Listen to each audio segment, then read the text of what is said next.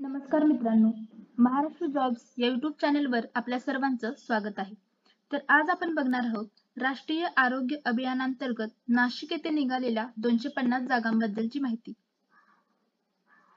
तर यामध्ये आपण बघूया राष्ट्रीय नागरी आरोग्य अभियानांतर्गत नाशिक महानगरपालिकांसाठी भरती प्रक्रिया कंत्राटी व करार पद्धतीने मानधन तत्वावर खालील पदांसाठी पात्र उमेदवाराकडून अर्ज मागवण्यात येत आहे. तर ही भरती ही कंत्राटी व करार पद्धतीने होणार आहे. तर यासाठी जे आपल्याला अर्ज आहेत ते आपल्याला पोस्टाने पाठवायचे आहेत. म्हणजे यासाठी जे काही डॉक्युमेंट किंवा अर्ज असेल ते आपल्याला पोस्टाने पाठवायचे. तर 24 मार्च 2025 पर्यंत आपल्याला त्यांना अर्ज पाठवायचे आहेत. त्याच्यानंतर इथं दिलेलं आहे की name of post, number of post, education qualification, place of posting and रिन्युमरेशन in per month. तर पहिला बघूया आपण मायक्रोबायोलॉजिस्ट. त्यामध्ये आपल्याला हे पोस्ट नंबर दिलेला आहे. नाशिक ठिकाणी हे याचं पोस्टिंग असणार आहे आणि 75,000 पर मंथ एवढं आपल्याला पेमेंट मिळणार आहे.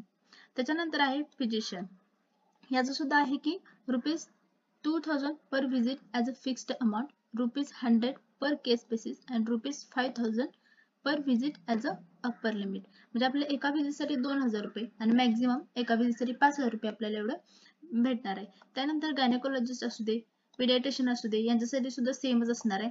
त्याच्यानंतर डर्मॅटोलॉजिस्ट आहे, याच्यासाठी सुद्धा पे असणार आहे. त्याच्यापुढे चार्ट दिलेला आहे, त्यामध्ये आपल्याला दिलेलं आहे. त्याच्यानंतर आहे सायकॅट्रिस्ट. सायकॅट्रिस्टसाठी सुद्धा सेमच आहे, 2,000 आणि जास्तीत जास्त 5,000. त्याच्यानंतर आहे ENT specialist, part time job आहे. त्याच्यामध्ये सुद्धा त्याचप्रमाणे आपल्याला पे स्केल दिलेला आहे. त्याच्यानंतर आहे SNCU मेडिकल ऑफिसर. यासाठी सुद्धा आपल्याला नाशिक रोडला आहे. त्यामध्ये आपल्याला ₹60,000 एवढं पर मंथ एवढं पेमेंट असणार आहे. त्याच्यानंतर आहे पार्ट टाइम मेडिकल ऑफिसर. त्यामध्ये पण तसंच आहे, 2,000 एका व्हिजिटसाठी किंवा जास्तीत जास्त आपल्याला 30,000 पर मंथ एवढं पेमेंट भेटणार आहे. त्याच्यानंतर आहे फुल टाइम मेडिकल ऑफिसर. त्यामध्ये आपल्याला नाशिक म्युनिसिपल कॉर्पोरेशन एरियामध्ये आपल्याला हा जॉब असणार आहे. 60,000 पर मंथ एवढं आपल्याला पेमेंट भेटणार आहे. त्यामध्ये आहे त्याच्यानंतर आहे पदासाठी आवश्यक जे काही आपल्याला क्वालिफिकेशन लागणार ते इथं, किंवा पदासाठी कशा आधारे आपलं सिलेक्शन होणार ते इथं दिलेलं आहे. तर पदासाठी आवश्यक क्वालिफाईंग एक्झाम मधील गुण अंतिम वर्षाच्या गुणाच्या आधारे जर आपल्याला पूर्ण आपल्याला जे मार्क मिळणार आहेत आपल्या त्यांनी दिलेलं एज्युकेशन क्वालिफिकेशन मध्ये, त्याच्या आधारे आपल्याला हे काढायचं आहे. त्यामध्ये आपल्याला दिलेलं आहे की मिळालेले गुण एकूण गुणाच्या टक्केवारीचे 50 प्रमाणे प्रपोर्शन काढावे. म्हणजे इथं त्यांनी एक्झाम्पल सुद्धा दिलेलं आहे. आपल्याला जर 60% गुण असतील शेवटच्या वर्षात तर त्याचे 50% म्हणजे आपल्याला 30 मार्क 30% पडणार. याप्रमाणे आपल्याला जर जास्तीत जास्त 50 गुण आपल्याला असायला पाहिजे. त्याच्यानंतर आपली थेट मुलाखत होणार आहे. त्यामध्ये आपल्याला हे सब्जेक्ट असणार आहे थेट मुलाखतीसाठी. त्याच्यामध्ये सब्जेक्ट नॉलेज 10 मार्क 10. त्याच्यानंतर research and academic knowledge 10, leadership quality 10, administrative ability 10, experience 10 दिलेला आहे. त्याच्यानंतर इथे फॉर गव्हर्नमेंट एक्सपिरियन्स साठी 2 मार्क, फॉर प्रायव्हेट एक्सपिरियन्स साठी 1 मार्क, आणि टोटल एक्सपिरियन्स 10 मार्क, मॅक्झिमम जास्तीत जास्त असं एकूण 100 गुणांसाठी ही आपली होणार आहे. त्याच्यानंतर इथं काही अटी आणि शर्ती दिलेल्या आहेत, त्या तुम्ही एकदा वाचून घ्या नीट. त्याच्यानंतर आपण यातल्या महत्त्वाच्या बघू. तर पदासमोर नमूद मानधन हे एकत्रित मानधन असून त्या व्यतिरिक्त इतर कोणतेही भत्ते देय राहणार नाहीत. तर आपल्याला जे पेमेंट तिथे दिलेलं आहे तेवढंच आपल्याला पेमेंट भेटणार आहे. त्याच्या विरुद्ध सोडून आपल्याला काही पेमेंट भेटणार नाही. त्याच्यानंतर अर्जदार हा संबंधित पात्रासाठी शारीरिक मानसिक दृष्ट्या सक्षम असला पाहिजे. त्याच्यानंतर वरील नमूद पदे ही राज्य शासनाची पदे नसून निव्वळ इथं सांगितलेलं आहे परत एकदा ती कंत्राटी स्वरूपाची पदे आहेत. ही शासनाची ही पदे नाही आहेत. त्याच्यानंतर जाहिरातीतील रिक्त पदांच्या संख्येत बदल होऊ शकतो. म्हणजे आता 250 पदांसाठी टोटल ही जाहिरात आहे, तर त्यामध्ये बदल होऊ शकतो. त्याच्यानंतर आहे अनुभवी व उच्च शिक्षण अर्हता धारकास प्राधान्य दिलं जाईल. जर त्यात सुद्धा जर आपलं उच्च शिक्षण असेल तर आपल्याला तिथं प्राधान्य दिले जाईल.